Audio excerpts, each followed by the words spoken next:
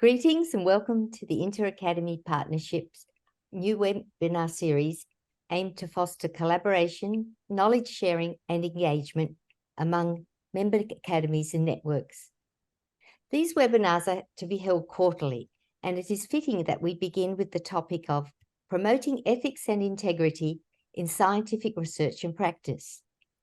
In this era of numerous scientific breakthroughs and advancements, ethics and integrity are of utmost importance in what is a rapidly evolving landscape, one in which misinformation can spread rapidly. And as we've seen during the COVID-19 pandemic, there is a need to build even greater trust in science. Our topic moderator for the inaugural webinar is Dr. Siobhán O'Sullivan, Executive Director of the Royal Irish Academy, who is joined by our international panel of presenters, starting with Dr.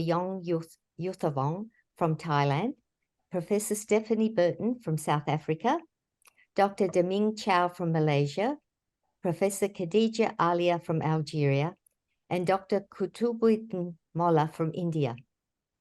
Like you, I look forward to hearing from our esteemed panel about the challenges faced by the scientific community and how we can foster a culture that promotes ethics and integrity and leads to greater trust in science. So thank you, and I'll now hand over to Siobhán.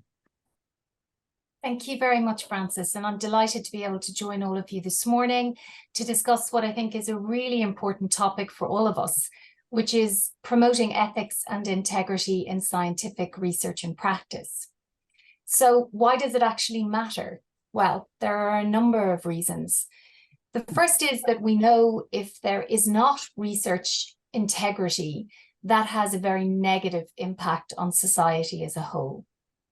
It impacts on, for example, patients, if we're doing clinical research. The research, if it's not conducted in a way that is that has integrity, can impact on the research record and mean that studies are not, in fact, indicating what we think they are indicating. It can impact on policymakers who are making choices off the basis of evidence. And if the evidence cannot be trusted, then decisions cannot be robust in nature. It also impacts on the reputation of research as a whole. If we can't trust the research process, if we as researchers can't trust our colleagues' work, and let's face it, we're all building on that work, then that's very problematic. If it damages the reputation of research, by extension, that really provides a problem for the public. So most of the research that all of us are involved in is in fact publicly funded. So it is money that is coming from the public. And if they can't trust that the research that they're funding is being conducted in a way which is robust and is being conducted with integrity, then there's very little reason that they should continue to fund that research. So that puts the entire research enterprise at stake. So I think there are several good reasons for ensuring that we can promote ethics and integrity in scientific research. And we have an incredibly talented and interesting group of speakers here this morning to help us think through some of those issues and address how we can ensure that the research record has integrity and can be trusted by all of the various parties that are actually using that research. So I'm going to invite each of our panelists. We're very lucky to have 5 esteemed panelists with us this morning. I'm going to invite all 5 of them to make a contribution of around 10 minutes. And then we're going to have a discussion based on those contributions. I'm delighted to see so many people joining us for this discussion, and I would encourage all of you, as the presentations go ahead, that you would put your questions or comments into the chat as we go along, and I will try and collect up some of those comments and questions for our panel. So I'd like to start with our first presenter this morning, and that is Dr. Yuthavong, who is the Senior Advisor to the President, National Science and Technology Development Agency of Thailand. Yuthavong is the Senior Research Fellow at the National Centre for Genetic Engineering and Biotechnology at NSTD. He is a former Minister of Science and Technology, so understands these issues rather well, and is former President of the Thai Academy of Science and Technology. So I'm just delighted to have Dr.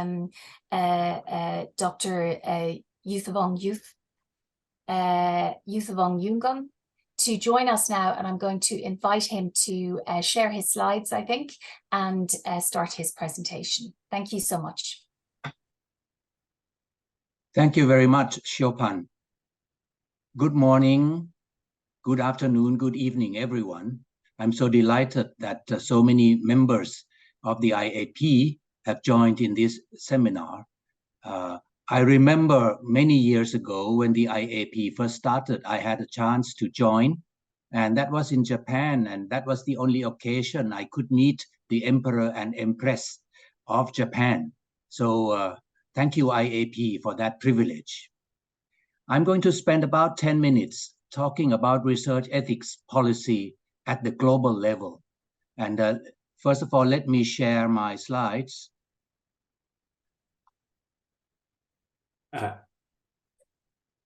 Can you see my slides now? Yes. We can see Yes. the slides. That's wonderful. Thank you. Very good. I just want to put it in. All right. So I'm going to talk about ethics policy at the global level mainly, and using my experience at the UNESCO, where I was past president of the Intergovernmental Bioethics Committee, and also for the past 6 years, member of the International Bioethics Committee of UNESCO. First of all, I think ethics is a broader term than integrity. Of course, scientific integrity is important, but even if you have full integrity in doing research, you may not be doing ethical research. I quote the words of Professor Koji Omi, who was not a scientist. He's a late founder of what's called Science and Technology in Society Forum. And what's remarkable is that Professor Omi came from outside science and technology. He was former foreign minister, I believe. And he talked about lights and shadows of science and technology. There are both benefits and also harms from science and technology that researchers should be aware of, the potential consequences of science and technology, both intended and unintended effects.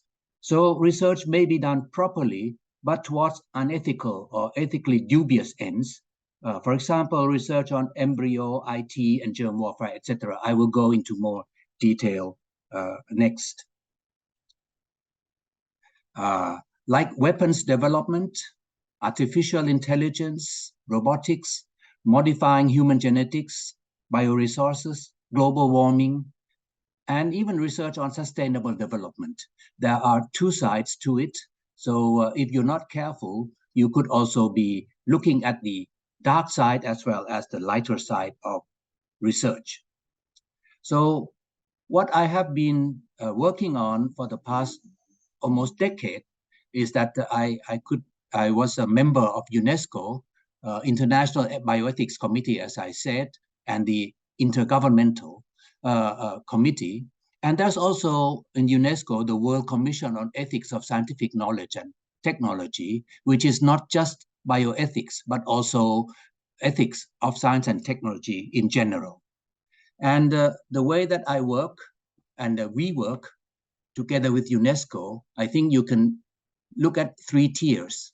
That is, of course, the UNESCO General Assembly would be the top body to look at the various issues through the Executive Committee and the DG and the Associate DG on Social and Human Sciences.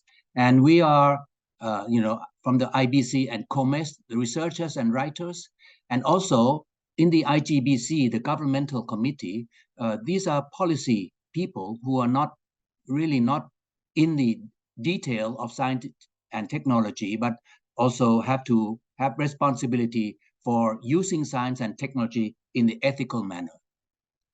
So this is just to give you the general feeling and atmosphere of what we do in UNESCO.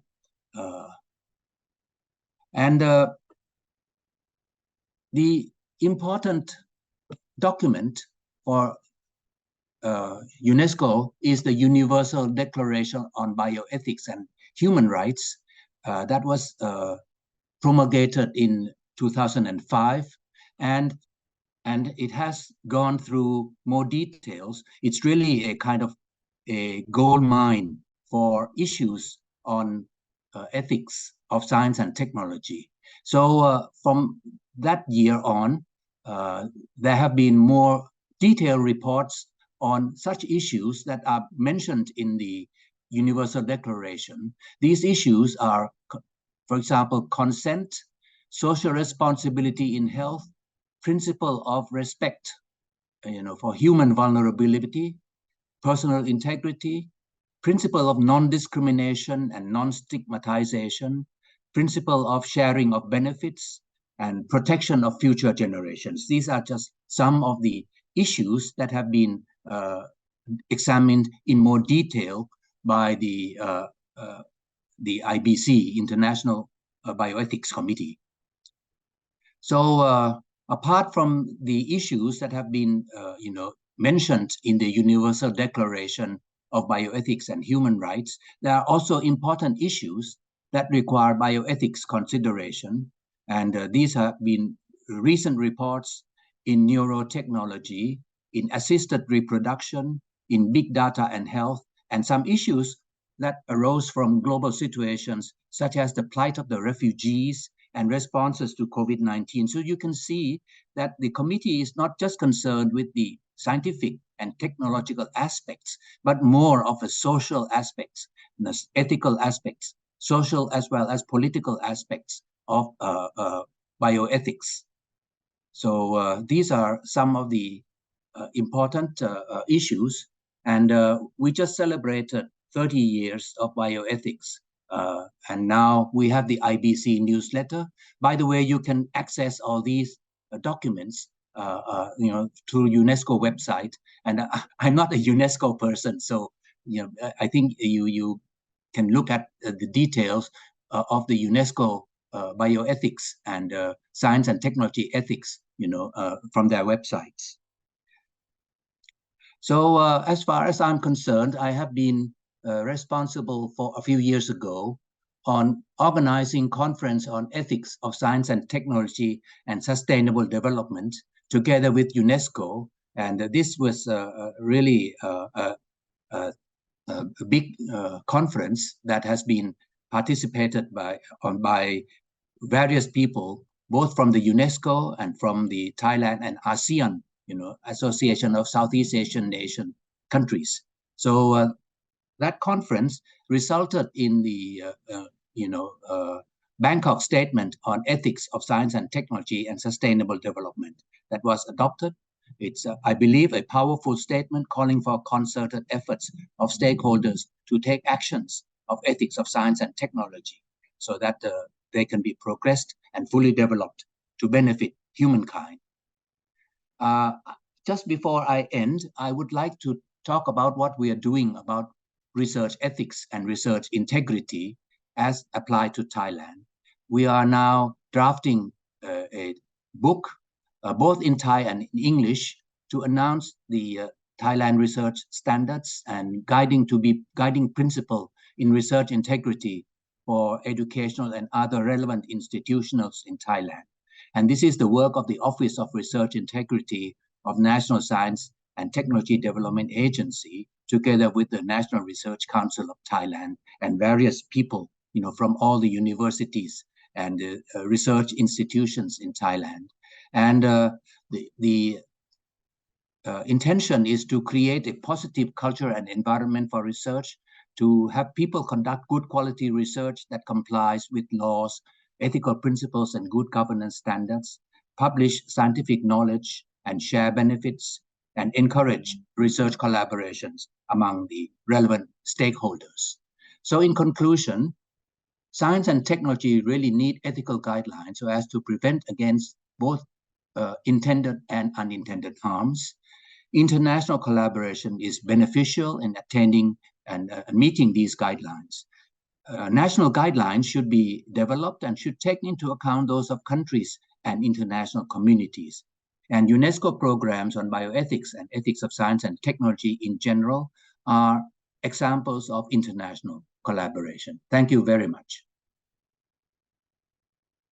Thank you, Yongyuth. That was a really excellent presentation. And thank you for pointing out, of course, the difference between integrity and ethics. They're two, you certainly can't have ethical research without integrity, but as you mentioned, you can have research that has integrity, but isn't necessarily ethical in nature. So thank you for that wonderful presentation. I'm going to move on now to Professor Stephanie Burton, who is going to be sharing the South African experience with us. Stephanie is the Vice President of the Academy of Science of South Africa. She's Professor in Biochemistry in the Faculty of Natural and Agricultural Sciences and a Professor at Future Africa at the University of Pretoria. She's also a member of the board of the IAP, and we're delighted to have Stephanie join us today. Stephanie? Thank you very much. And I am going to straight away share my screen. If I could just have confirmation. Dr. Yongyuth. Thank you. Yes. Oh, sorry, just now, yeah, no problem. Okay, everybody see that okay? All right, shall I go ahead? Please continue, Stephanie. Thank you. Thank you very much. Right, so I am representing our National Academy of Sciences of South Africa, but allow me just to introduce it. Oh, no, it's not progressing the slide. Oh, there we go. Our academy is the official National Academy of Science in South Africa. We've been going since 1996, and part of our vision is to be a resource for professionally managed science, evidence-based solutions for national problems. And our logo, or our mantra, if you like, is about applying science thinking for the service of society. But I want to start with just mentioning a couple of global trends which are important, I think, when we start to talk about ethics and research integrity. Based on the fact that we are in the south, of course, the southern part of Africa, there are a number of trends which are influencing our position in terms of constraints around things like energy and food, resources, and of course gender empowerment. There are trends around economy and demographics which are national, but there are some characteristics of the southern hemisphere, the global south, particularly around things like rapid urbanization. And then there are issues around education and the massification of higher education in particular, and the building of a knowledge economy, which is something that we all talk about. I'll come to some of the other aspects later, but these, I think, are all things which influence how we do our science. The other is the aspiration that we all have to do research that has impact. And I want to just point out, South Africa has the highest Gini index in the world. What that means is that the gap between the richest and the poorest people is the biggest gap in the world. So that certainly drives some of our research aspirations. And then there are trends around research globally, around sustainability and use of data, transdisciplinary approaches, and ethics. We are driven quite substantially by the Global Development Agenda, the SDGs as a framework, which we always say is everybody's responsibility. But there are some southern agendas which are important around our unique data, the impact of climate change, the connectedness that we need, and exploitation, which I'll come to. There are African agendas which are aligned with those southern agendas, which I've mentioned already, but particularly connectedness. And then there are some very key nexus issues which are relevant to South Africa and to Africa more broadly. So now we're talking about scientific research and practice, and the definition which I've put up here is the definition provided by the International Science Council. And I think one of the most important things to think about is the fact that we are not just generating new knowledge and understanding by systematic methodologies, but also communicating it and producing that knowledge in an accessible way, which is part of the integrity of our research. I'm not going to read all of the following few slides, but I've put them in and I'm happy to share them later. But research integrity really is about doing the right thing, which is about using an ethical approach, making decisions by an ethical standard, but also identifying problems that might be moral problems. So we say that ethics is the medium through which we make decisions about problems which might be moral problems. When we talk about research integrity, we're really talking about sound ethical conduct. The research integrity is about how we do the research and what we do with the data. That base is based on our beliefs and rights, responsibilities and obligations, and I've listed them on the right-hand side of this slide. In particular, rights such as academic freedom, but freedom also from discrimination and abuse, accepting responsibilities, including social responsibilities, and then our duties around codes of ethics and so on. So that is the framework, if you like, for research integrity. South Africa has a national research ethics framework like every country. I won't read all of this either, but we have a framework of ethics approvals, councils, and statutory bodies who are responsible for the ethical conduct of research. That is based on the same international basis that most countries use, the Singapore Statement on Research Integrity, the Montreal Statement, and the Universal Declaration on Bioethics. So there are a few others, and I'll mention another one in a moment, but we have the same kind of framework as other countries do. We set our standards by the same processes as most, ethical approvals processes, training, research data management, and responsible reporting. And we expect researchers to conduct research in an ethical and responsible way. Again, this is provided for detail, which anybody is welcome to later. But we do expect researchers to accept responsibility for their research based on the principles of honesty and completeness and so on. I just want to mention something that we did conduct recently in our country. We did a review of our doctoral degrees as a national review, and ethical awareness is part of what we consider to be essential for training doctoral graduates. But just like everywhere else in the world, there are some concerns around the way and how effective our ethics training is. And I don't think there's a country in the world that can say that they don't think that there could be some improvement in the way in which universities or institutions train for ethics, which is why webinars like today are so important, that we still need to be aware of the need for monitoring ethical awareness and professional conduct. I want to also just raise the point about ethical publishing. There are many emerging trends around publishing, especially relevant to lower income countries. There's a typo in that slide, which I've just seen, but there are emerging trends, particularly around publishing costs and the cost of open access publishing, publishing online, and then the issue of unethical practice of publications. Our academy has spent a lot of time considering that. We have a scholarly publishing program, we have an open science platform, and we are leading a national focus on ethical publishing. Turning to the future, of course, we come to the information era and research integrity related to research data and to publicly funded research, to new technologies, artificial intelligences. How do we manage that very topical issue?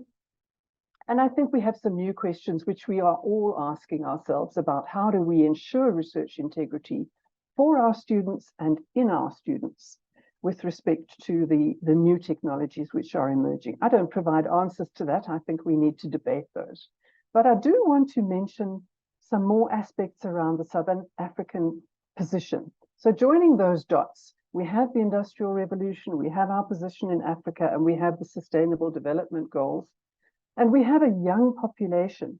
And I think this statistic says it all. By 2050, there will be 400 million people in Africa who will need work. And many will be wanting to create their own work.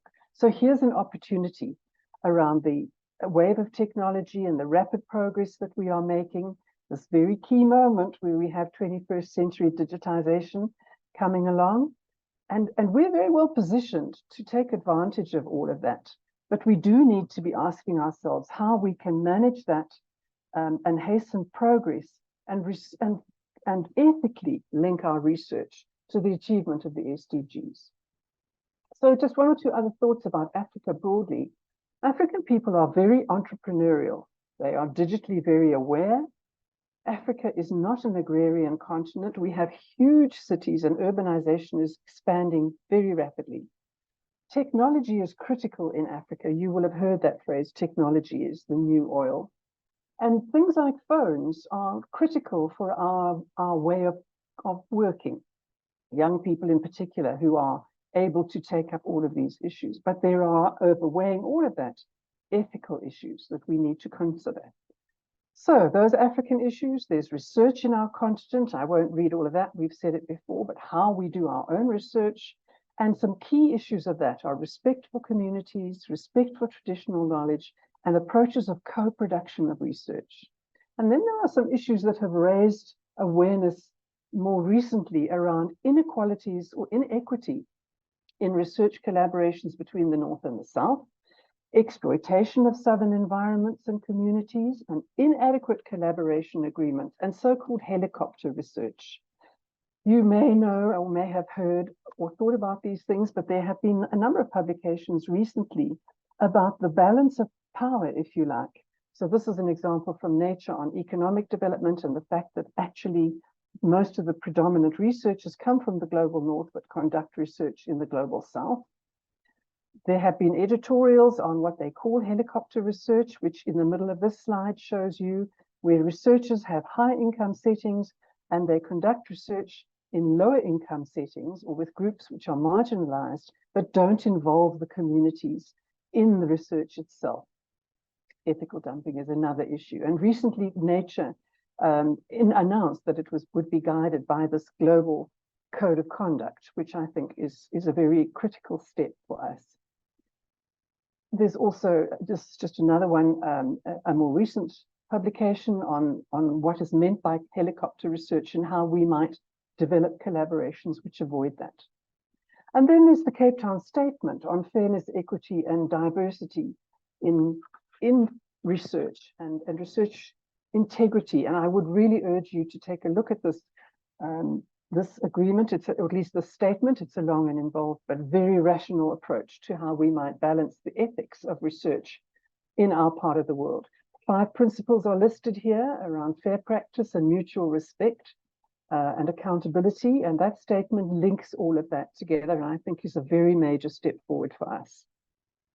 And the last thing I want to do is just mention that we do have in South Africa a number of important collaborations which we conduct across our continent. And this is one example from my own university, which is a research leadership fellowship. And we have fellows, this is just 3 examples, fellows from across Africa collaborating successfully and ethically on issues which are important to Africa. These all happen to be on human rights because this was the celebration of Human Rights Day.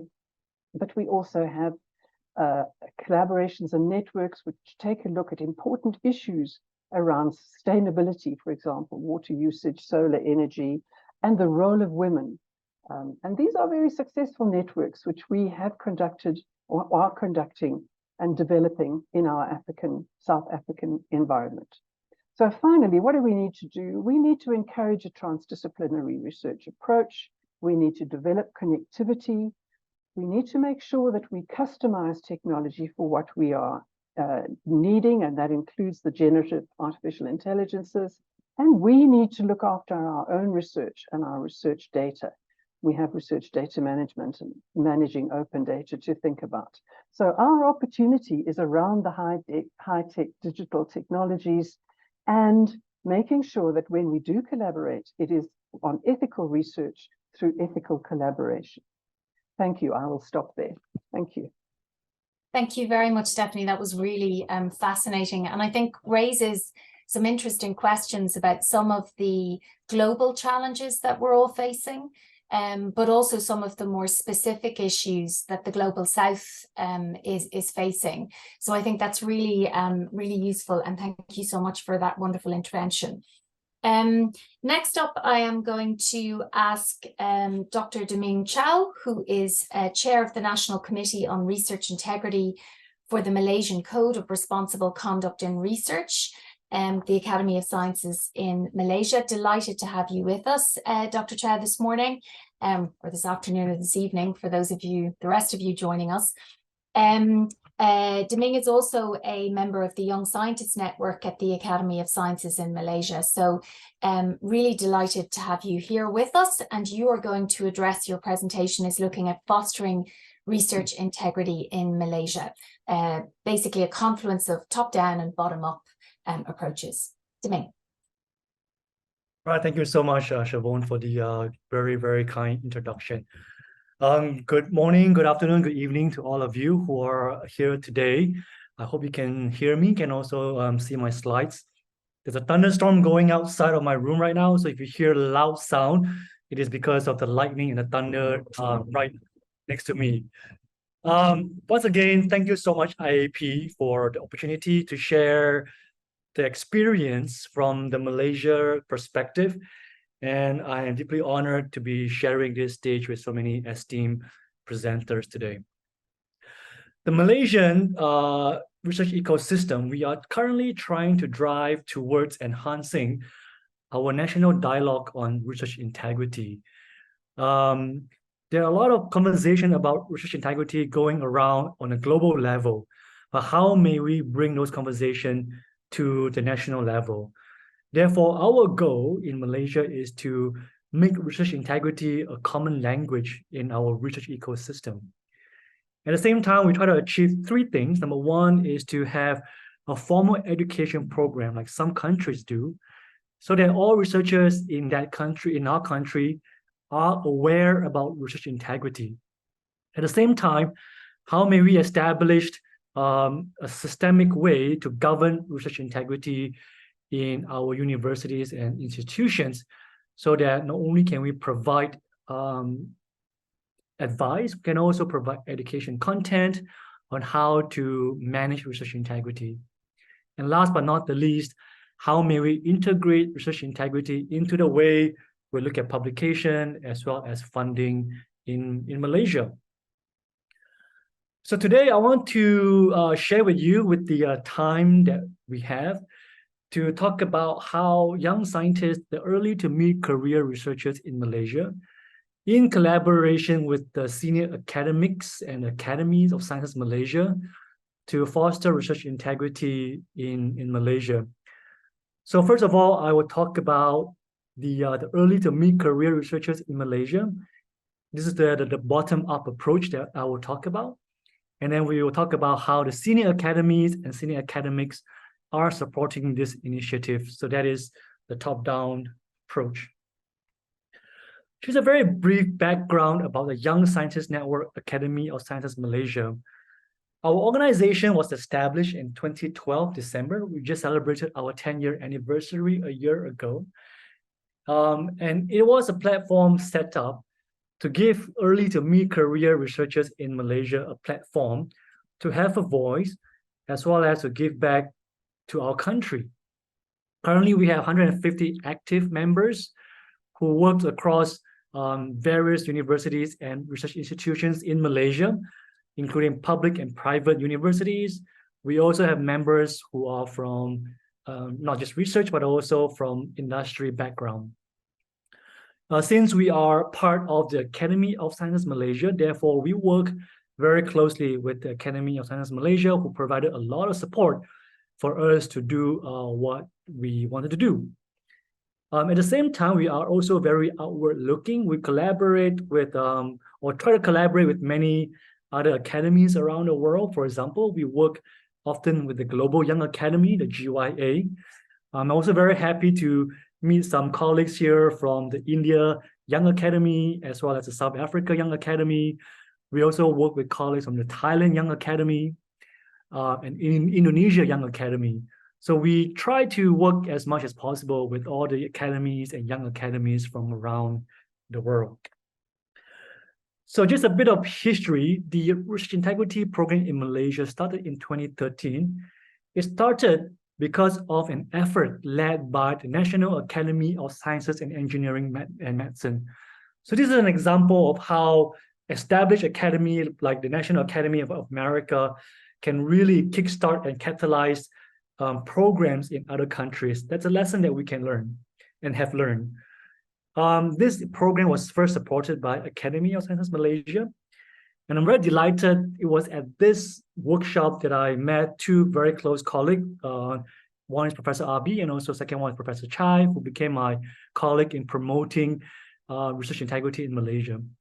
In the meantime, we also have very strong support from Professor Dr. Asma Ismail, who was the former president of Academy of Sciences Malaysia, whom some of you may know, as well as Dr. Muhammad Azman, who is the current president of Academy of Sciences Malaysia, and I think some of you also know him personally. So really, we were only able to get this off the ground because of the support of the Academy of Sciences Malaysia, as well as the collaboration between myself and several other early to mid-career researchers.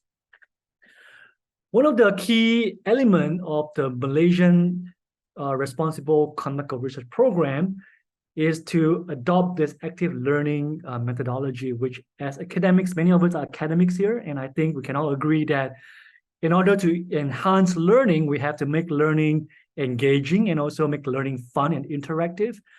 Therefore, we use a lot of methods to engage our participants, such as roundtable discussion, drawings, debates, role-playing. We even watch movie and discuss how that movie relates to research integrity.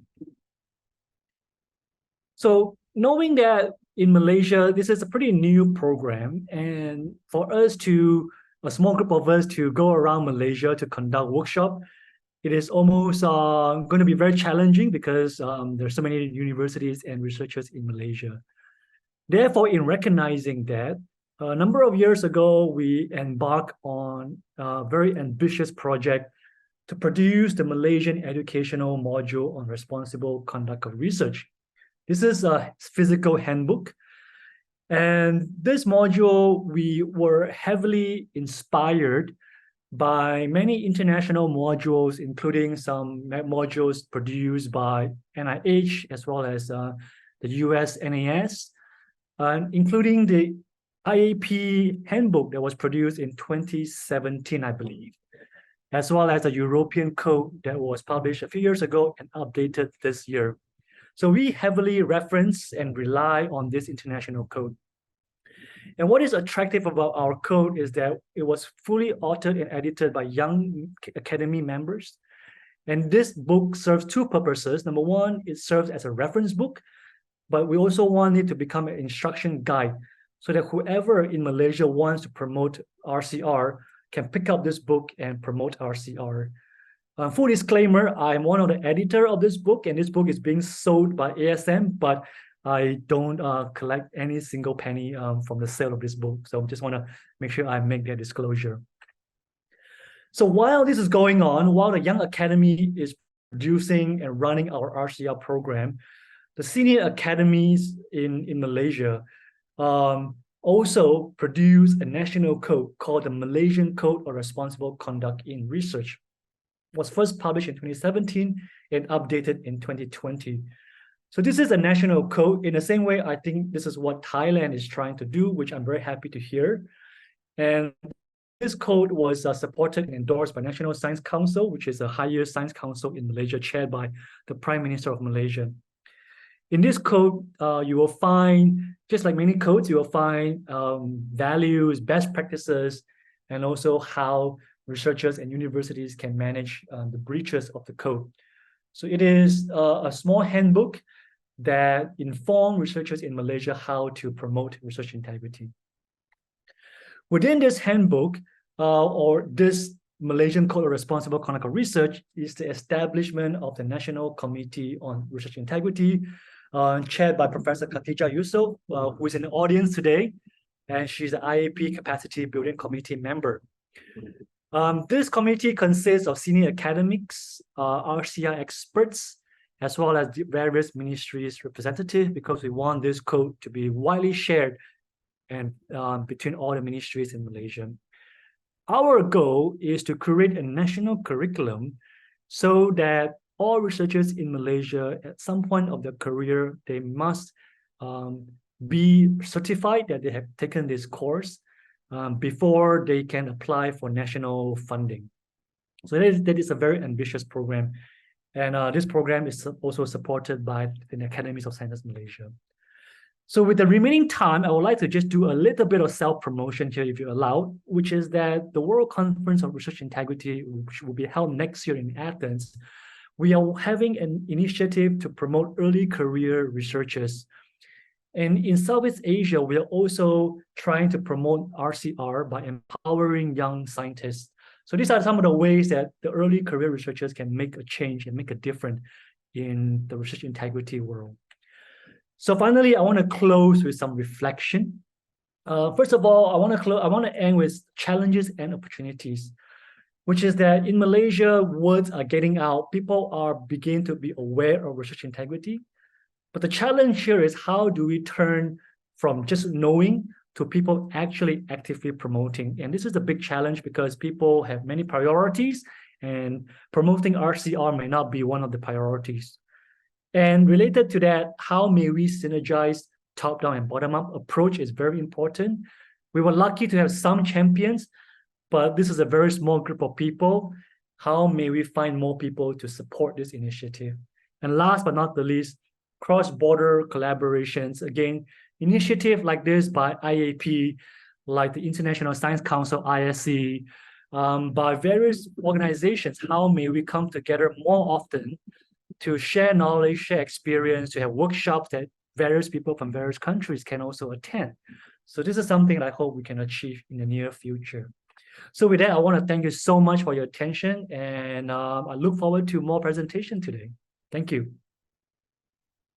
Thank you so much, Doming. That was really interesting. I think it's, you know, there's certainly a lot of the questions in the chat are relating to your presentation in the sense of how do we actually embed ethics? How do we ensure that we can get our young researchers and indeed our older researchers to actually embrace and understand what it means and what their responsibilities are? So that was really fascinating. Thank you so much. We'll move us on because I'm conscious that we're running on time, and then we want to have room for discussion and some of the questions. So thank you so much for that. We're going to have our next speaker is Professor Khadija Alia, who is going to speak to us about the Algerian experience. And Khadija is actually a professor of chemical engineering and at the University of Sciences and Technology in Algiers. She's also a founding member of the Algerian Academy of Science and Technology and a fellow of the Pan-African Scientific Research Council. So delighted to welcome Khadija to give her presentation now. Thank you. Thank you, Siobhán, for this presentation. We start.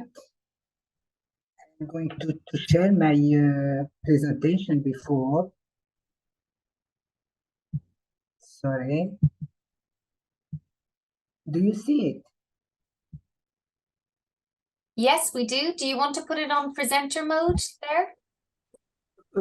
It's okay, I think. Yeah. Yeah, we can see it.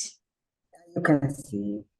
Thank you. I would like to thank you, Siobhán, for this nice presentation. And I am really very pleased to be here with you to discuss such an important issue. I would like to thank also the previous speaker for their nice and interesting presentation. For my contribution, I will start with a small and a short introduction, and then we'll provide some relevant concept and some relevant key milestone in the contemporary history of ethics, and followed by some example in ancient civilization, and illustrate the importance of integrity by cases, some cases in scientific and research. And on the final part, I will focus in Algeria, although not in an exhaustive manner, but I will speak about how ethics is integrated into the Algerian educational program, and also some regulation and some and conclusion and recommendation about our system. Then I will start. Do you see my presentation, please? Oh. Yes, Khadija, we can see it. It's Yeah, perfect. you see the outline. Okay. Yes. Okay, thank you, because I can't see. Okay, then the outline is like that, is with the 4 point. I will start with the and oh.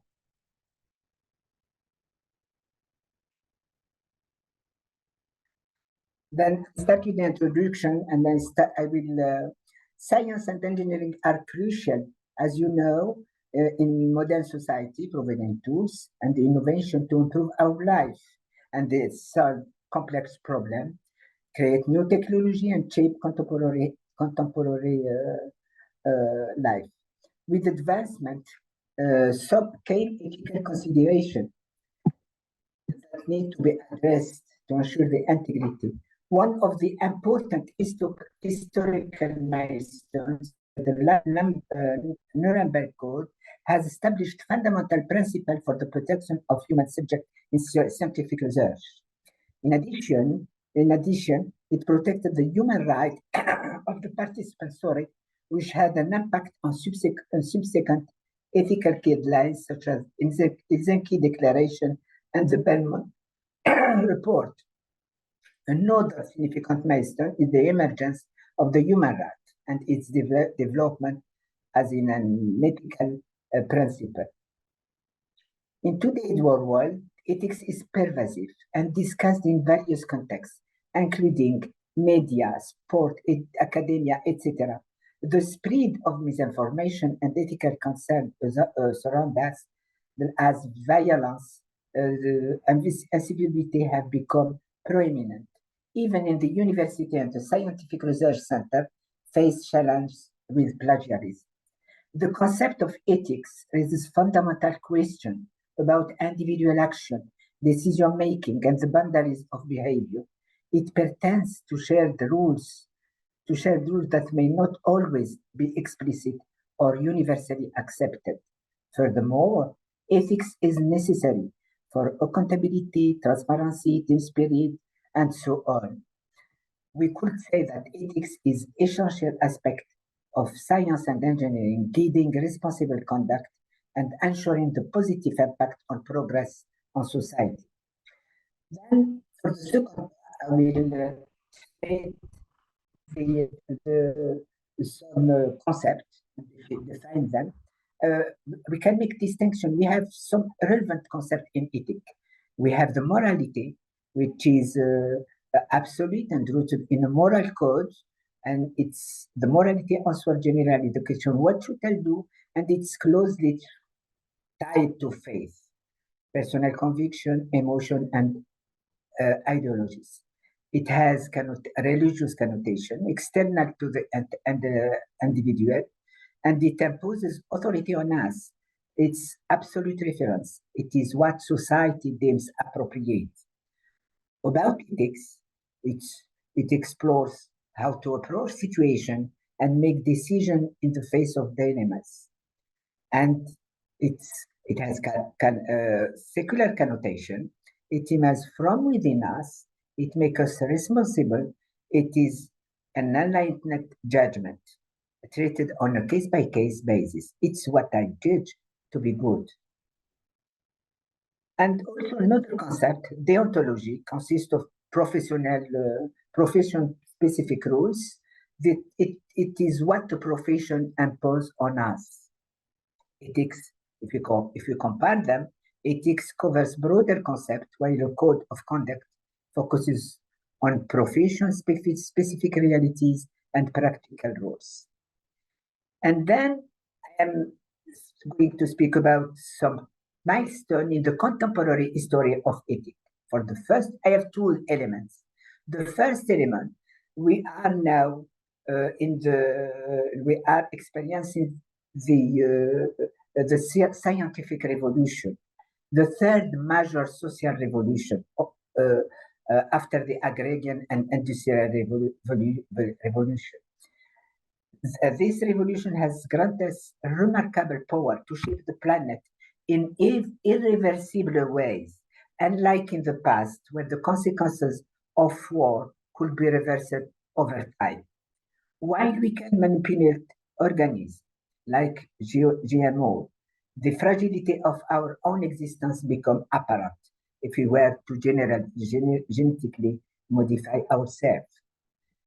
Then balancing new knowledge and choices in this context requires assuming new responsibilities while exercising freedom, as liberty and responsibility are integral of human dignity. And here we know that individual ethics serve as catalysts for introspection, fostering a culture and of course, and questioning in this dynamic landscape. However, social differences require the establishment of transcendent rules to address the majority of industrial response based on personal consciousness. For the second element, a profound shift in consciences occurred during and after the World War II. The Nuremberg trials that followed the war led to the creation of the Nuremberg Code, which became a fundamental reference point for reintroducing ethics into various fields and keeping peace and so on. It is crucial to acknowledge that during this period, some doctors exhibited bad experience. The ethical consideration extended beyond medicine, of course, and overall, we can say that the evolution of ethics reveals the enduring presence in human existence from the early Greek understanding of ethics as the science of moral to the contemporary challenges posed by scientific advancement. Also, the 20th century witnessed events like the Russian Revolution and the fall of the Berlin and the fall of the Berlin Wall. After World War II, it was a period of moral reconstruction guided by ethical principles such as the True Declaration of Philadelphia and Universal Declaration of Human Rights. The starting 60s, a social and political transformation, including expansion of democracy and decolonization, generated a greater demand of explicit moral principles. Philosophers were solicited to address ethical debates linked to scientific progress, technology, and changing social reality. Of course, applied ethics emerged as a response with various topics. It is clear that new knowledge and choices require a new area of freedom and responsibility. This process should begin when a culture or civilization develops self-awareness and seeks to articulate its understanding of the world and humanity. As we navigate in the era characterized by profound knowledge, and it becomes essential to strike a balance between individual and collective social rules, ensuring the preservation of human dignity as well as the well-being of our global community. Therefore, lawmakers must work toward consolidating ethical conviction and defining a sense of responsibility within the national community. Laws play a crucial role in clarifying what it is permissible and what is not. In this period, number of texts, conventions, and other documents were drafted during this lapse of time, representing ongoing effort to establish in diverse domains as follow. Some that to remember, it starts from since 46, 47, the Code of Nuremberg, to the 83, the establishment of the National Consultative Ethics Committee. And also the major trend, it was the bioethic in the 40s, and the rise of contemporary individual in the 50s, in the 50 and 60, and the pluralism and acceleration of research and development. In the 70s, development in bioethics in the USA, and the internationalization of bioethics in the 1890s. Some ethical code according to some civilization. I'm going quickly about that. I took 5 civilizations. According to ancient Mesopotamian, we have the Epic of Gilgamesh, we have the Code of Hammurabi. It contains 282 laws addressing various aspects of life. And Egyptian ethics also were closely tied to religious belief. We have, as you can see, the stele found in Siza. You can see it in the Louvre, and it's the code of Hammurabi. It's some template with some code from the ancient civilization. Greek Roman also, we have Socrates, Plato, Aristotle, and so on, who developed the ethics, and other also notable figures include Epicurus and Zeno and those and the Stoics. About the Arab Muslim culture too, the principle as justice, compassion, and the pursuit of knowledge became central to Muslims. Scholars like Ibn Rushd, Al-Farabi, as for the classical Arab, it was early on, perhaps since the pre-Islamic era, that it developed 2 fundamental concepts that is continued to refine and define throughout its history and of formation. Those concepts are the Muru'a and Adab, as mentioned in the spiritual book of medicine, Soul and Ethics of Miskawe.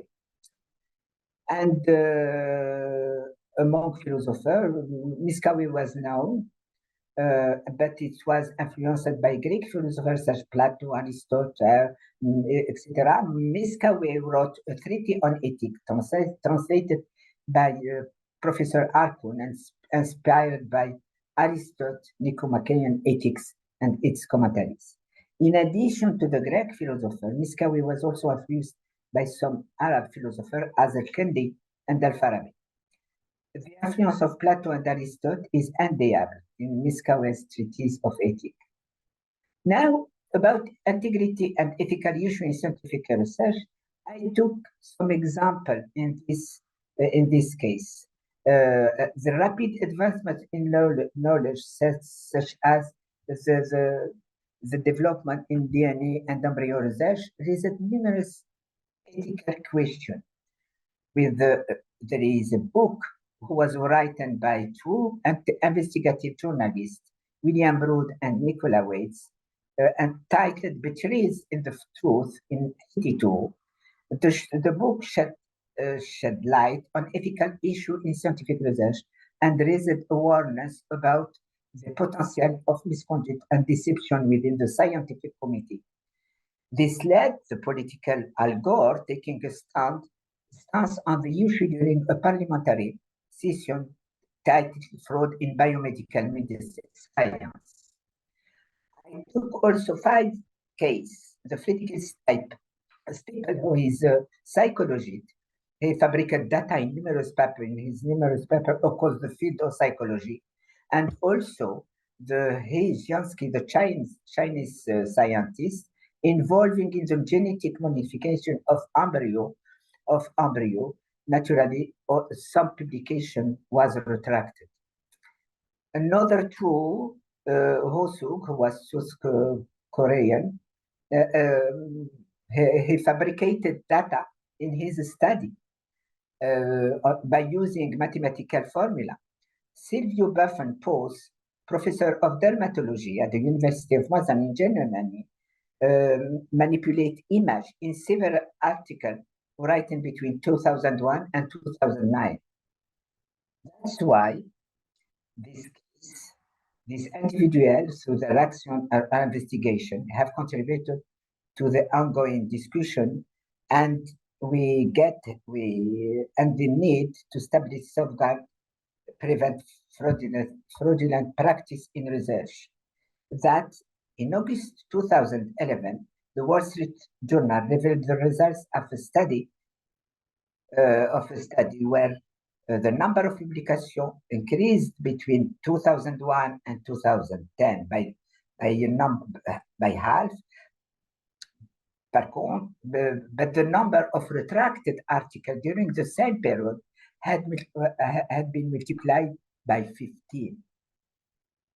And of course, all this article was retracted. What are the causes? There are multiple causes and discussion about this subject. And it was a need of establishing some centers, creating some texts, and doing some conferences, etc. And then we get, in response to these values, the creation of the Center of Research Integrity in 1989 in the United States provides some source guideline and training to promote research integrity across institutions. Also, we can see it, the Singapore Declaration on Research Integrity, signed in 2010.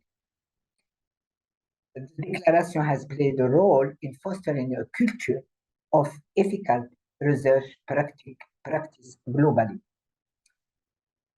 And then I am going to promote the Algerian experience. As all countries, Algerian ethical concern with the university context has been present since the 90s period, period of political and socio-cultural upheaval. As the country focuses on technological progress and innovation, ethical progress is vital in the educational system, particularly in the university. Ethics are taught at various levels, somehow with a focus on research and development. The regulatory framework governing this education endeavor includes the university orientation law, the charter, decrees, and order. There are several. I am going quickly. There are in each case you can find a text. Each case and each year, each 6 months, but not really applicated. We have also regulation that included the intellectual property right, preventive combating corruption, and the National Council of University Ethics and Deontology was installed in October. And there are also, some texts underwent currently. Usually they are always revised. In December 20, rules relating to the prevention of fight against plagiarism were established. Then, some example module, I can say, there are several universities and institutions that offer ethic program. Not all of them, can say. The content depends on the specialty as shown in the following list of ethical programs. Then we have professional ethics as example, medical, engineering, legal, business, etc. We have also environmental ethics, given the diversity of Algeria ecosystem and environmental concern. Environmental ethics course explore ethical consideration related to environmental conservation, sustainability, and the responsible use of natural resources. We have also ethics and public administration. We have also bioethics courses are offered particularly in medicine and in biology. We have Islamic ethic also offered, and they explore ethical principles and value derived from Islamic teaching and text, focusing on topics such as justice, compassion, honesty, and social responsibility. Philosophy ethic also, in many universities they have program, they taught this course, this program. Despite the implementation of measures like strict regulation and ethic course integrated into the curriculum, the challenge of plagiarism and certain behavior continue to undermine the preservation of academic integration. Combating plagiarism is a significant and critical challenge as it is essential for uploading ethical research practice. Additionally to that, we have unethical leadership behavior at times. It obstructs the advancement of institution, organization, and society, making it difficult to foster an ethical environment. To tackle this challenge, it is imperative to establish effective mechanisms for preventing and addressing unethical conduct. However, addressing this issue is an ongoing task that demands unwavering commitment and dedication. Thank you very much. Thank you very much, Khadija, for that tour de force through the various global ethical frameworks that we have been using for the last couple of thousand years, as it happens. And thank you for outlining the situation specifically in Algeria. I'm going to move on very quickly to our final speaker of the session, and that is Dr. Kutubundan Molla, who is a scientist at the ICAR National Rice Research Institute in Cuttack. He's a former Fulbright postdoctoral scholar at Pennsylvania State University in the US, and he's also a member of the Indian National Young Academy of Science. And we're delighted to have you here, Dr. Molla, and looking forward to your presentation. Oh, thank you very much for your kind introduction. So may I request Professor Khadija to unshare your presentation?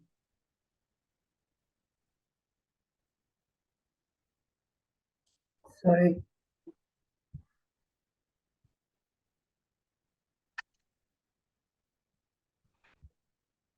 Thank you very much. Sorry. Yes, yeah, no problem. Yeah, is my slide visible to all of you? Yes. Oh, thank you very much, IAP, for giving us this chance to talk about recently formed consortium among 4 different countries: India, Bangladesh, Benin, and Czech Republic. So we formed a consortium on rescue, that is abbreviated form, that is roadmap to improve ethics in science and curb predatory publishing. So if you see our team, Rescue Consortium team, myself, Siobhán, Momita, Rajendra, and Dr. Naren Mehra from India, and Tariq Arafat from Bangladesh, Victoria from Benin, and Teresa from Czech Republic. So there are several academies and institutes that are involved, including NEAS, NIAP, Benin Academy, and Czech Academy of Science, and also a senior academy, Indian National Science Academy, is also involved. Okay, so if you see predatory publishing, it's a kind of pandemic. So, all of you probably knows about what is predatory publishing. They do not care about any peer review, a little or no peer review or quality control. They boast about fake impact factor and fake editorial board, and mostly motivated by their money-making motive. And then they aggressively campaign you to author's email box, and they junk you to submit your article to their journal, whether it is related or not. So I receive every day at least 2 or 3 emails to submit articles to neuroscience or some space science, what I have never even read about well, okay? And it causes a lot of problem in our society, especially scientific society. So it could cause inefficient allocation of resources, erosion of trust in science in the society, and it could misguide heavily the policy and decision-making efforts. And the main problem would be the bad research being freely accessible to the public. Nowadays a lot of people mostly believe on Googling it or something like that. and they cannot, judge or distinguish between what is right, what is wrong. They just take information if it is seem like a journal information. Okay, so that is really, really going to affect very badly in our society. So if you see the cancerous growth of this predatory publication in 2010, it was 53,000. If you see in 2014, only in 4 years gap, it spread up to 8 times more, 420,000. But we do not have a exact data of current data, how much predatory articles published. And if you see the number of predatory journals, it is also has a consistent growth from 2014. It was 8,000. If you see in 2021, according to Simon, it is more than 15,000 total predatory journals are available in the market. So if you see, the main problem of these predatory journals is not only limited to that that it is bad or it is spreading fake or very non-reviewed articles. So you see hundreds of predatory journals indexed on leading scholarly data. So what it highlights that how poor quality science is infiltrating literature. So then you would be having more difficulty to judge between right and wrong. So if you see the contributors of these kind of predatory journal articles, most vulnerable countries and the researchers from Asia, North Africa, Arab countries, and also some other rich countries. So why do authors publish in predatory journals? So there is an article published in 2018, and it was a survey-based article, and this says that social identity threat when authors feel about their own inferiority towards some group of scientists or researchers or colleagues that publish in a regular interval. So that actually motivates them to get it published very soon by hook or crook. And then lack of awareness is another factor, and high pressure to publish, the culture is publish or perish, and lack of research proficiency. Some of them also commented that they believe that lack of research proficiency also, motivated them to do that. So if you see another problem that my presentation is addressing, that ethics and integrity in science, a lot of discussion has already happened by eminent speakers before me. So if you see authors, these are the few highlighted problems in ethics and integrity in science that you could easily see that authorship criteria failure. There is lot of ghost, guest, and gift authorship. Ghost authorship means somebody has already contributed immensely or significantly but has not been acknowledged by authorship, and then you put somebody's name as a guest author to get your article published in a good journal, and then to follow hierarchy or some kind of to appease someone, you gift authorship to someone who has never even read your article. And these are all problems that you all know, that duplicate submission, redundant publication. In order to increase the number of publications because of the career advancement scheme, they count the number, how many numbers you have published. Plagiarism is a problem. Data falsification, image manipulation is a huge problem. Elizabeth Beek is working on these. So because of image manipulation, a lot of retraction is going on. And also, some authors also deceive editors by providing fake emails of suggested reviewers. So through these fake emails, if editor does not take, then the same paper comes to the authors for reviewing. So this is a kind of horrible situation. And there is authors for sale. You see here authorship for sale. There are some social media advertisement campaign that there are a second authorship available for these articles to be published in this journal with impact factor like this. So this is really, really very bad situation. If you see an editor's perspective, also there are a lot of loopholes and problem with ethics and integrity that causes harm to the scientific fraternity. So I see a comment box. I see a comment in the box that on the retraction. If you see the retraction data, yes, obviously you are doing good, because see the steady increase of retraction, percentage of retracted articles to overall publication figures. So this is a good. And it's not that only mediocre or some low tier journals is involved in retractions, but there are some big names like DNA, Science, Nature. They also retract papers, and recently this famous became news. And the problem, another thing is that the problem is more is that after retraction, the paper is still cited because very a percentage of the authors and leaders, they know that this paper has already been retracted. You can see this is one example, a screenshot. This was retracted in 2018, and before retraction, it was cited 1900 times. But after retraction, it got 950 cites, which is a huge. So retractions are increasing, but not enough. We have to do more. So there are a lot of efforts going on all over the world. If you see for predatory publications, there is Think, Check, and Submit website where you can go and do this 3-step to validate where you are going to submit. And then also there are another problem that our in consortium is also working on, that some predatory conferences, there are more than 15,000 predatory conferences. They fake their all the speakers and all kind of things to attract you, to grab money from you. So you can also avoid those predatory conferences by going to this. And there are a lot of lists, although IAP does not encourage to make a list, but there are all lists available by these 4 different sources. You could also go there to see white and black differences and take decision of you. And if I share some Indian initiative, so University Grant Commission is the apex body which actually controls and administers all the universities in India. So they form a consortium for academic research and ethics that's called CARE, and they have listed the quality of journals in their website. And let me just tell you what kind of deceiving is going on. So when I wanted to put a screenshot, and then I got to this fake website that has been managed to publish by predatory publishers to pose as the consortium of CARE's homepage. So this is really, really going in the wrong direction. So people would be again deceived that this is the UGC CARE list, and that list has a lot of predatory journals. So this is really, really going in the wrong direction. So now scientific misconduct and fake journals, yes, awareness is a recent phenomenon. There are abundant tasks ahead, a lot of things to do. In order to do that, we formed a rescue consortium from the funding of IAP, kind support of IAP.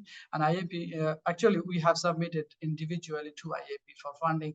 And then also Benin also submitted individually, and Czech Republic also submitted individually. And IAP motivated us to form this consortium. So you'd work on different aspects of improving ethics in science and also curbing predatory publishing by working on these bullet points to ensure that science maintains its integrity and benefits society as a whole. So if you see the team, in a nutshell, team will work on to understand the root cause of failing prey of authors by those predatory publishers and predatory conferences by collecting data, by doing nationwide surveys, and also engage with the stakeholders and policymakers and decision-making authorities to influence from top-down approach and also bottom-up approaches, and organize international workshop to disseminate all findings of this consortium to young researchers, and also prepare documents on strategies and recommendations to address the issues. And especially the Czech, one of the partner Czech Academy is also aimed to train the trainers in Slovakia. And so these are the nutshell of our activity that we are going to do through this consortium. So I think IAP people knows that IAP launched a 2-year study on combating predatory academic journals and conferences 2 years back. And our members had experience working on that consortium, including the Bangladesh Academy and Czech Academy and also Benin Academy. So if you see some of 2 or 3 slides I'd show you to show our partners academies are already has experience working on this aspect. So they all organize several international workshops and also webinars and international colloquium to raise awareness about those predatory practices. And also, international poster presentation competition has been done by Bangladesh Academy. And if you see, Czech Academy of Sciences has done a great job. So they have build a website called stoppredatorypractice.com. I request you to visit that, and they also have a teaching module uploaded in that website. This teaching module is for librarians and trainers to teach, or for awareness program they could use those materials for teaching, and also practical exercises for students, this teaching method. Also, they have done a lot of videos in TikTok and Instagram to make a very social media campaign. And Indian National Academy of Sciences, is the only recognized young academy in India, mainly overseen by Indian National Science Academy, INSA, the senior academy. So we will celebrate our 10th anniversary in 2024, and we're leading this consortium. And we are recently, we have been working on open science. So we have organized several panel discussions and also a group online meeting. And also recently we are celebrating International Open Access Week on 27th October on a new platform called Meta Research Open Review. I invite you to join to this webinar. And I must acknowledge my partners to provide me some inputs for these presentations, all of them, including Nishant and Abdul Basit, and obviously IAP for funding this consortium. So Rescue Team is looking forward to significantly contribute towards the cause of promoting ethics and integrity in science. And thanks IAP for funding this consortium. Thank you very much, Siobhán. Back to you. Thank you so much, Kutubunden. That was a really fascinating insight into predatory journals and what we can do to try and push back in respect of some of these practices, which, as you very clearly point out, really do endanger the research record and the problems that causes. We have very little time, unfortunately, left in this session because our speakers gave such fascinating presentations. But I'd like to raise a couple of questions. There's a couple of key themes that have come through during this seminar. And the first is really, how do we actually embed ethics? So it's not an afterthought. It's not something we do after the research has been conducted, but rather that we embed the idea of research ethics and integrity into the research process so that we can mainstream it into practices or curricula, etc. I wonder if I could ask, I know Shripana and Martin have raised that in the chat. So I wonder if I could ask some of our panelists if there's anybody who'd like to comment on that. How can we mainstream ethics in the way that we need to?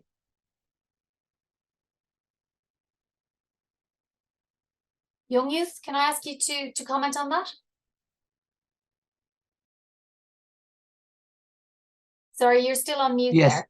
Yes. Oh, we have the TRIN, the Thai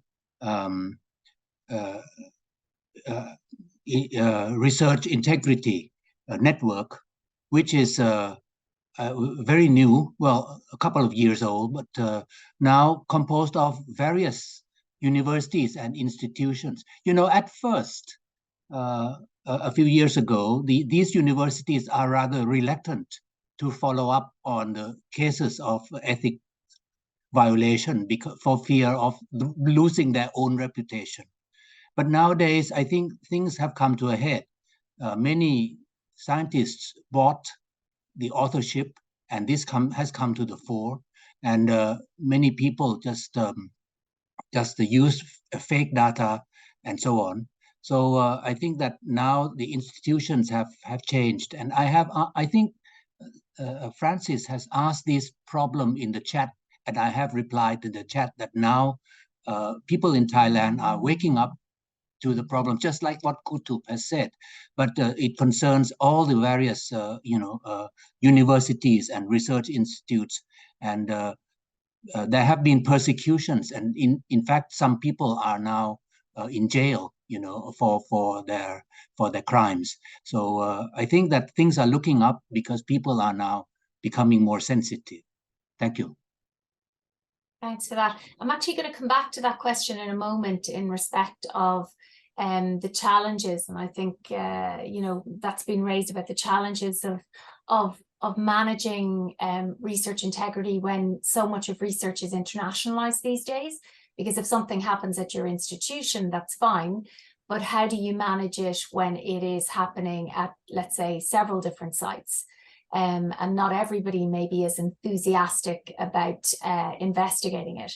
So we might stick with that question and then go back to my first question. But in that respect, do any of the speakers have any insights in respect of how well in an internationalized research landscape we can actually ensure research integrity across all of the partners. Anybody want to make a comment there? Stephanie. Yeah, I don't have a full answer, but I do think that there is increasing awareness. So a couple of the articles I referred to and statements that I referred to do address that to some extent. You know, part of it is raising awareness. You know, the punitive disciplinary actions after the event are not as effective, I think, or not the only answer. What we really need is to have the appropriate protocols put into the original planning of the research. And that requires that people should be aware, that people need to be educated, and that funding organizations need to be informed as to what might be the regulations. And in countries where there are particular vulnerabilities, which may be about economics, they may be about the precariousness of biodiversity, for example. I think that the work that will help the most will be work which prepares people ahead of time. So building an awareness with researchers, with funders, with administrators, research organizations, and government agencies who have an influence on, for example, health research. I think it's a case of awareness beforehand rather than a punitive disciplinary process afterwards. Thanks so much for that, Stephanie. That brings me very nicely back around to the first question, which is, I suppose, about how do we mainstream or embed ethics in the process. So we're all agreed that's what we need to do, but how do we actually practically do that? Domain, can I ask you to comment on that? Sure, Siobhán, thank you so much for that question. I think two things came to my mind, and what I'm about to say sort of echo what Stephanie just talked about, which is the funders have a lot of influence and power because the funders are the ones who actually fund the projects. Therefore, they have a lot of influence on the policies on research integrity. So I think funding agencies around the world, in my country, of course, probably need to put a bit of emphasis on ensuring that institutions are actively promoting research integrity. However, and this leads to my second point, is that sometimes top-down instructions or top-down policy may create side effects, which is it becomes a checkbox that people tick just because the funders asked me to do it. Therefore, I have to do it to show that I have a program. So that is the flip side of that. I think what we need to do, in a way, it's almost like a bottom-up approach, which is for different universities to evaluate existing education platform that you have. For example, whether you have any undergraduate or any master's PhD courses that can be tweaked and adopted a little bit to include the discussion on research integrity, so that you don't necessarily have to create a new course, a new program to teach research integrity, but find ways to embed those into existing courses on human ethics, animal ethics, biosafety, biosecurity, as well as other kind of courses like research methodology. So I think those are probably some of the ways that we can incorporate. Thank you so much. For those of you who have to leave, we completely understand. I'm going to hold us for another 5-10 minutes because it's so fantastic to have the caliber of the speakers we have here today. So we'll just try and catch another couple of questions. I wanted to maybe ask Francis to interrupt and not interrupt, but to contribute here, because Domingue makes a really important point here, which is that funders often have leverage, and we reward people in terms of their science and what they can do. And you mentioned in the chat, Francis, which I found really interesting, a prize for research ethics.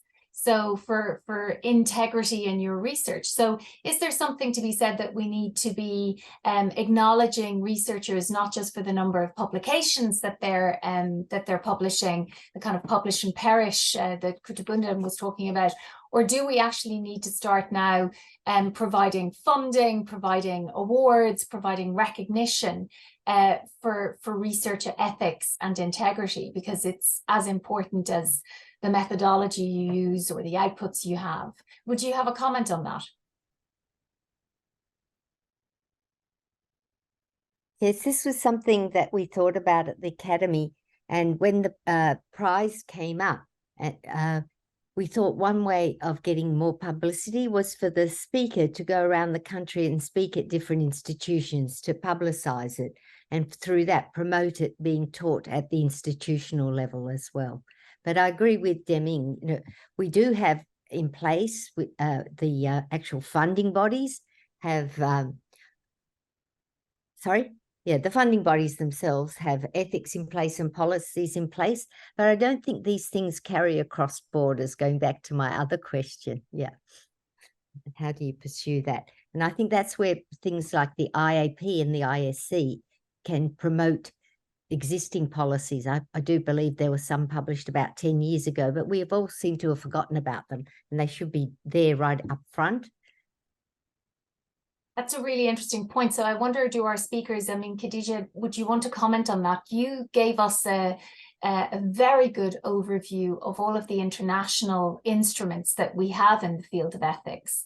And we have many. But how well do they translate even those international instruments like from the IBC and others in respect of how they're actually implemented on the ground? Do we have a common global understanding of what we mean by ethics and integrity, or is there something that has to be country specific or culture specific? I wonder if you have a comment on that. I think it's common to human being, and what it will be interesting to have projects from the IAP for all the academy, for example, and to get funding and to try to investigate what's going on in research, in ethical research in each country. And then what I believe and what I think it's common to all human beings over the world, we have to converge all toward the transparency, the good conduit, and then maybe it would be interesting to have projects and some academician or some academy work on it to help and to promote this term. And may I come in? Sorry. Yeah. May I come in here to comment on what Khadija say? Yes, I think that I think she gave a very good kind of distinction between the three words: ethics, morality, and integrity. Yes. I think these are the concepts that we really need to work out, you know, exactly what they mean and how they are related, so that we can work further.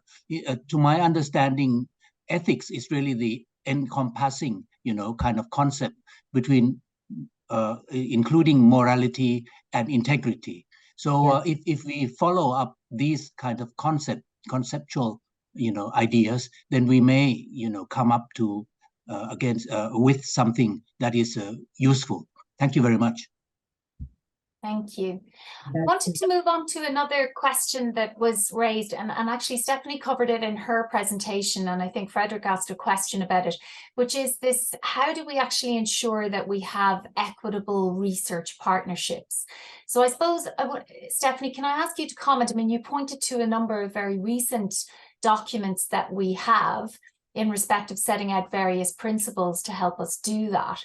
But I suppose there's this question of power dynamics that actually underpins all of that. So it's fine having the principles, but how do we actually ensure that there is actually true partnerships? Do you have any comment on that? I can comment. I don't have the perfect answer, because I think it comes down to there has to be some guiding. We have guidelines and policies and statements and all of these various well-meaning and well-defined sometimes documents which we can refer to. But I think that until it becomes ingrained in the process of negotiating a research program, it won't work. And I think funders and national authorities are the people who can try to enforce all of that. But I would like to think that one of the other approaches is through educational, and I don't mean teaching at universities, I mean education of researchers and stakeholders, but particularly information and education of the communities who may be involved in this kind of research. So it's about awareness of rights and if for example, a community is to be involved in a community-based project or a data collection project, that there should be ways in which those communities can be informed of their rights and their liabilities, if you like. So that's an international problem. That's a global issue. But I think it's one where we need to start. So if the communities can be informed and guided, and there need to be some kind of protection measures would need to be put in place by community leaders or government leaders or research leaders. But I think that's a good place to start, is to make sure everybody is aware of what their rights and responsibilities actually are. I think I couldn't agree more with you, Stephanie, because I think that is a global issue rather than even a north-south one. And even when we talk about actually involving communities as partners in our research process, that's certainly something we're going to have to look to. I'm gonna, if it's okay with everyone, I'm going to pose one more question before we bring the session to a close, and that's really around this issue, very interesting issue we had on publishing. And you know, I think we had the question around, you know, we're all very supportive of moving to open science, but that has particular issues associated with who pays for the open publication, etc. And also just the as Kutubundan really clearly showed, the number of retractions. Although I think I'm more optimistic like you are, in the sense that I don't think the number of retractions means that there's more unethical research going on. I just think we're getting better perhaps at finding it out. And so I wonder if anybody would like to comment first. In the first instance, Kutubundan, do you think that there is more unethical research, or do you think there's just many more publications, or do you think things are becoming worse or in fact better? And then if you would also comment, perhaps if anybody else would like to comment on the issue of open science, which is how do we all know we want to support open science. It's clearly the way we need to share information, but who pays the bill for all of that? Kutubundan? Yeah. So yeah, you are right. I'm on the optimistic side also, like you. So yeah, we are publishing a lot, so there will be an increase in fraction also. So and it is good that we are now detecting those problems, and we are removing those results that are flawed and that are manipulated kind of thing. So this is a good sign for science. I believe that. And here I want to mention one thing, that the problem open science, obviously, you know, the open science issue has been taken up by the predatory publishers. You know, they say that you are publishing open, it would not be, you know, it would be available to everyone and just pay this kind of money. So people are now confused which one means which journal to publish. You know, they're very, very, very confused. So as a result, for example, if I want to publish in a legitimate journal, suppose for Nature, it's a huge publication phase, open access phase. So that is really, really difficult from the countries, like developing countries, and there are no one is going to pay that. And sometimes I know that my colleagues, they collect money from each of the authors, and they and then they pay the open access publishing fees. So we need to address those kind of challenges. Another thing I want to mention here, now people are, in the optimistic side, people are going towards a better world. People are now valuing negative results. For example, one of my students presented a poster in one of the international seminar, and she presented a lot of all negative results. So she has not got, through a lot of strategies she tried and presented all negative results, but she got a poster prize. So second prize in best poster award kind of things. So that's a positive thing. And there are a lot of journals also. They are also publishing now. For example, PLOS ONE is publishing positively and negative. And then, the all results journals. And then also ACS Omega also published negative results, Journal of Negative Results in Biomedicines. I think those, if it is in place and that are getting valued, so we can at least mitigate some of the percentage of those, flawed research and flawed data. Yeah. Thank you so much. And I think that's a great note to end on, because another positive note, certainly can tell you, when I started out in my research career, a quarter of a century ago, you would never have been able to publish a negative result if you didn't get a p-value. You were absolutely distraught that you couldn't publish a result. So I think that's a very positive, development. I want to thank the IAP for hosting, I think, this wonderful seminar on such an important issue, on research integrity and research ethics. I want to thank all of the superb speakers we've had today who've shared their time and insights. And I'd like to thank everybody for attending the session. And a big thanks to Moses and Jennifer for organizing what I think has been a really interesting seminar, and looking forward to the next in the series. So thank you all so much, and have a lovely rest of the day.